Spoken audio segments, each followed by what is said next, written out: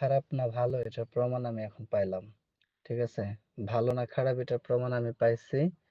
আর তুই কি করছস না করছস এটার প্রমাণ আমি পেয়ে গেছি। সুস্থ থাকিস, ভালো থাকিস, আর কোনোদিন আমাকে বিরক্ত করিস না। খবিসের মতো মুখটা চেহারাটা আর কোনোদিন আমার দেখাইস না। শয়তানের চেহারাটা কোনোদিন আমার দেখাইস না। যদি বাইচা থাকস। আমি খুব আশায় ছিলাম, খুব আশা করে বসেছিলাম। ঠিক আছে? আমার নাইট যেহেতু আমি কাজ করতেছি, তাই না? আমার নাইট যেহেতু আমি তো আর মানুষ হলে শুয়ে রইছি না। আমি তো কাজ করতেছি, গাড়ি লাগাচ্ছি, পয়েন্টে আনলোড করতেছি, লাগাইতেছি। এত কিছু করতেছি, করানোর পরে আমি তোরাও ফোন দিচ্ছিলাম, সময় দিচ্ছিলাম। কিন্তু তুই আরেক বাতারের সাথে কথা কইতেছস, আমার সাথে কথা কওয়ার সময় নাই তোর। বুঝতে পারছস? আমার সাথে কথা কওয়ার সময় নেই। আমি যখন তোকে জানাইছি, ফট করে তুই আমার লগে শুরু করে দিছস ঝগড়াঝাটি।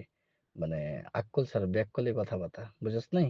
তো যাই হোক, ব্যাককলি কথাবার্তার দরকার নেই ভাই। তুই তোর মতো করে তোর ভালোবাসার মানুষ নিয়ে তুই থাক। আমারে আমার মতো থাকবার দে। তুই আমারে কোনোদিন জ্বালাইস না, আমিও তোরে জ্বালাবো না। তুই আমারে কোনোদিন ভুগাইস না, আমিও তোরে ভুগাবো না। আর ওই তোর চেহারাটা আমারে কোনোদিন দেখাইস না। আমিও তোর চেহারাটা, আমার চেহারাটা তোরে কোনোদিন দেখাইবো না। ঠিক আছে? কারণ তুই চিটারি করছস, বেইমানি করছস। তুই এখন যা করছস সেটা খুব খারাপ এবং দুঃখজনক। খুব খারাপ এবং দুঃখজনক কাজ করছস। আমি ভাবতে পারি নাই যে তুই এত খারাপ মহিলা। যে মহিলা ২ দিন হইছে না আমার সাথে একটু ভালো করে কথা বলছে, ৩ দিনের দিন সেই মহিলা আমার সাথে এত বেয়াদবি আচরণ করছে। আমি এটা ভাবতে পারি নাই। খুব খারাপ লাগছে আমার কাছে। খুব